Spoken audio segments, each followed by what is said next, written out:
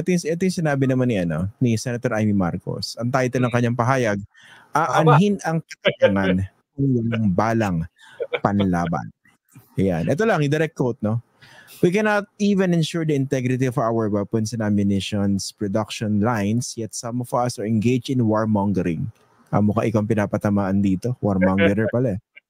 Ayan. Ano yan? What do you make of this? Ang haba ng statement niya di ba? Medyo mahaba. Ang daming mga angles, no? Halimbawa, at first glance, okay naman sinasabi niya na yung ating capability sobrang kulang dahil hindi inaayos ng gobyerno yung ating defensive capability. Yung conclusion pa niya, ibalik yung kanyang programa, yung programa ng kanyang tatay na maging militarily self-reliant, etc. etc. Pero in between, doon mo makikita yung sinasabi mo na we are drifting towards war, no? Dapat ay patuloy tayong makipag-usap, no? Medyo may contradiction dahil sabi niya maghanda tayo at hindi naghahanda yung gobyerno, pero at the same time, in the same breath, sinasabi niya, no, mag-usap tayo dahil wala naman talaga tayong kakayanan na pumasok sa gera, no? Pero at the same time, sinasabi niya malapit na tayo sa gera. Kaya kinakailangan maghanda tayo. So it was a bundle of contradictions, no? Pero it's a study in contrast kung papakinggan mo or babasahin mo yung statement ni Amy at yung statement ni Vice President Sara Duterte. Nakita mo ba yung kanyang statement? Ha? No? Yung mahabang statement niya, sabi niya, ilang letters ba? 1, 2, 3. Dalawang letters. 2 words, yung kanyang 2-worded statement. Okay. O bakit nga ba? Diba? Tanong siya, bakit wala siyang comment? No? Doon sa panghaharas, pambubuli, pananakit sa ating mga kababayan, no? Anong sabi niya? No comment. Di ba? No comment dahil sapat na raw yung sinabi ni ng kanyang kapatid, si Congressman Paulo Duterte. Ba't kinakailangan niyang i-demonize ang China? Sabi ng kanyang kapatid. Di ba? Ngayon naman, ang dami namang sinabi ni Amy sa araw ng kagitingan, no? Sa araw ng kagitingan. Ang daming hugot. Pero malinaw, yung kanyang narrative is the same narrative. Sabi mo nga, nung mga spokesperson, talking heads, no, bayad ng mga political analysts ng China. No? So, hindi ko sinasabi na bayad si Amy. Sinasabi ko lang kaparehas. In between, no? Dahil may mga iba siyang sinabi na kinokontradict yung iba niyang sinabi. Problema sa inyo, wala kayong kasiyahan eh. Magsalita, hindi happy. Pag no comment, hindi rin happy. Saan naman lalagay, di ba? Yan ang problema rito. Sorry, mataas yung standards namin pag umaabot sa kataksilan. Kala mo mataas? Required ba yun na mataas ang standards? Oo. Ito lang. O sige, i-content analyze natin itong ilang paragraphs ba itong pahayag ni Senator Amy. 1, 2, 3, 4, 5, 6. Hindi ko ginamit ang deconstruct. Linawin natin. Baka masabihan na naman tayo. Sa kanyang 12-paragraph statement. Okay? Kasi tingnan niyo po rito sa isang paragraph, sabi rin sa pahayag ni Senator. The Senator who chairs the Senate Committee on Foreign Relations pointed out the need to step up from the usual filing of note verbal whenever an incident occurs in the disputed waters. Mali na gamitin pa yung term na disputed. Pag pinag-uusapan natin in particular, kunwari, yung Ayungin Shoal, dahil napakalinaw ng desisyon ng Permanent Court of Arbitration dyan. At hindi daw yan territorial dispute at all. Maganda yung paliwanag niya. Kung tayo mismo rito, makapolitiko natin, binibili narrative na disputed pa rin yan despite the UNCLOS tribunal decision. I mean, doesn't this work against our interest? Ano ba tingin nyo? Well, kung papakinggan babasahin mo yung column ng paborito kong columnist sa Manila Times, si Bobby Tiglao, no? Mas direct yung kanyang sinabi. No? Ano sabi niya? Hindi sa atin yung ayungin. At walang sinasabi yung UNCLOS na atin yung ayungin. No?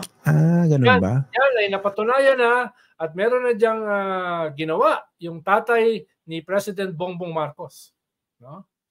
Et cetera. So, medyo inuulit ko yung column niya nung a week ago, tayong invaders. Tayo nang bubuli. Sarcastic po kami kasi baka maniwala yung iba.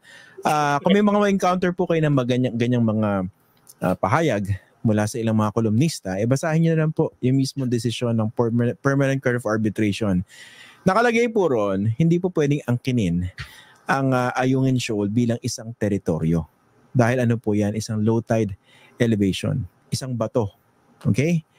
Pero dahil hindi siya subject sa sovereignty ng kahit anong bansa, maituturing siyang bahagi ng continental shelf ng Pilipinas dahil pasok siya sa ating exclusive economic zone. Tingnan niyo na lang po yung mapa, no? Kung gaano kalayo yan sa China at pasok na pasok sa ating EEZ. Sa makatuwid, hindi po siya teritoryo ng kahit sino, pero pasok po siya sa ating continental shelf. Ibig sabihin, yung ilalim ng dagat, kadugtong siya. Nakadikit. Ayan. Pasensya na po, nagmagaling lang ako kasi baka masyadong kumalat yung mga ganyang naratibo, maniwala yung mga tao. At pinapatunayan daw ng mga mapa ng China na kanila talaga ang Ayungin, etc., etc. Ang ating EEZ sa West Philippine Sea. Kaya nga tayo, isa sa dahilan kung bakit tayo nanalo sa UNCLOS, na pasensya na, no? Medyo nakadalo tayo ng konti, no? Nakasama tayo ng konti, ay dahil pinakita natin yung mga old maps ng China. Na mismo yung kanilang old maps, pinapakita na hindi sa kanila ang South China Sea, na hindi sa kanila ang West Philippine Sea. No? Hindi ko alam kung saang sako ng basura pinagpupulot ni Bobby Tiglao to kanyang mga pinagsasabi. Tapos sabi pa niya, dapat yung kasalukuyang presidente sundin yung mga ginawa at inoohan noong nakaraang 3 presidente mula kay Erap, kay Arroyo at kay Duterte na tatanggalin natin ang BRP Sierra Madre. Kung gising kasi ako sa umaga, una kong binabasa yung mga column ni Bobby Tiglao. Yan yung mga binabasa ko. Yung una kong pinapanood, yung Fox News, no? Ang una kong pinupuntahan pag ako'y nagigising, yung mga lunatics.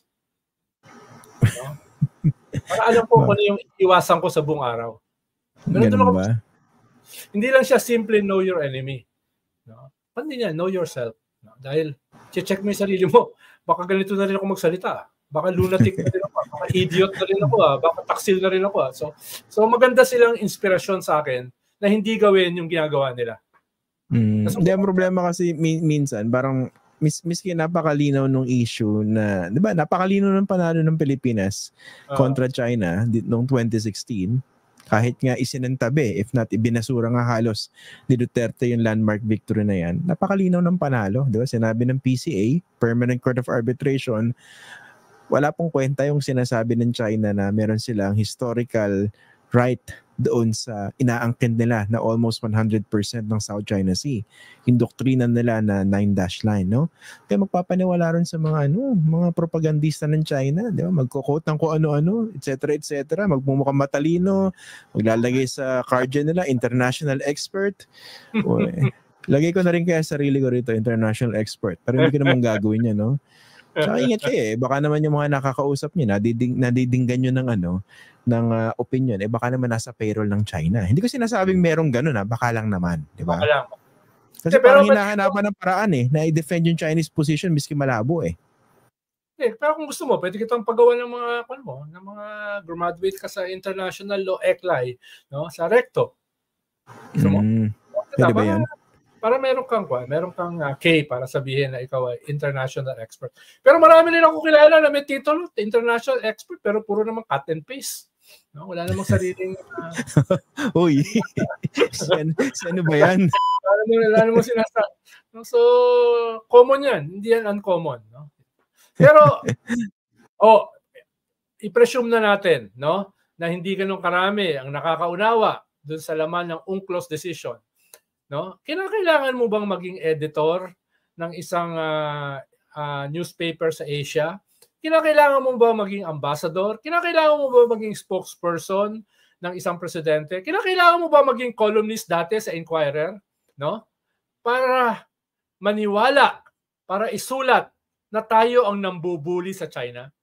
No? Tayo ang invader sa China, sa teritoryo ng China.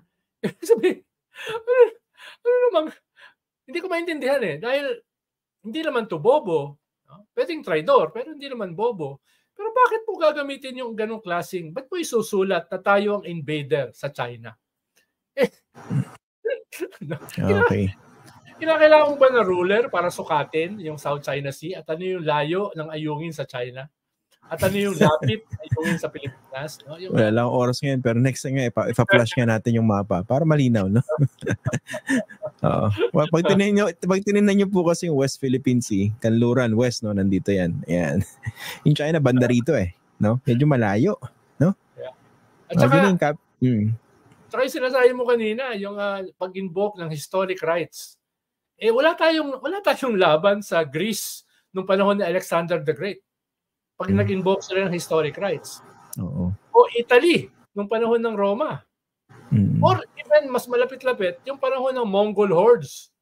No? Dahil China nasakop nila Diba? So, pag-i-invoke ka ng historic rights, i-stretch mo na sa ludicrous yung rights na yan, no? Pwede bang i-stretch? Baka mabuhay yung mga dinosaurs. Baka may dinosaurs in the center of the earth.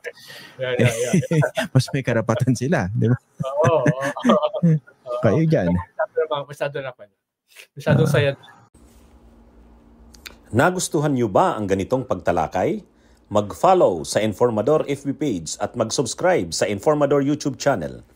Ang Informador ay nilikha ng mga staff ni Atty. Ricky Tumutorgo, aka Insurrecto, upang lalong lumawak ang inaabot ng pagpapalaganap ng katotohanan at labanan ang fake news at kasinungalingan.